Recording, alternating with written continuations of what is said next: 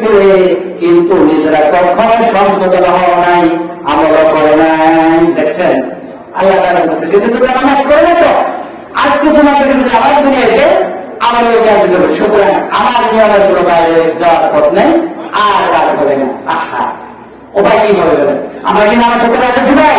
যেটা এটা কি নামাজ পড়ার উপায় নেই।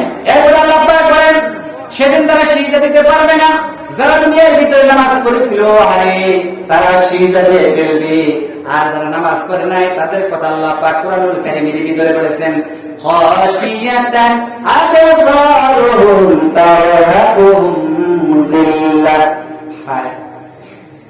তারা চক্ষুটা লজ্জায় মাথার নিচের দিকে আসবে, আরে বলবে হায় রে কি ভুল করছি, কি ভুল করছিলাম, আজকে আল্লাহর সামনে আমরা মিথ্যে কথা বললাম, এর থেকে লজ্জা কিছু আছে ভাই?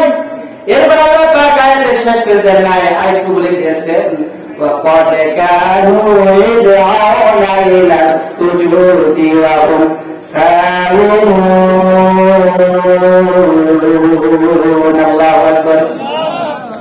সেদিন আল্লাহ পাক বলেন ওদেরকে যখন নামাজের দিকে আহ্বান করা হয়েছে দুনিয়ায়, তখন তারা বলতো আমার কাপড় ঠিক নাই, ঠিক না বলেন?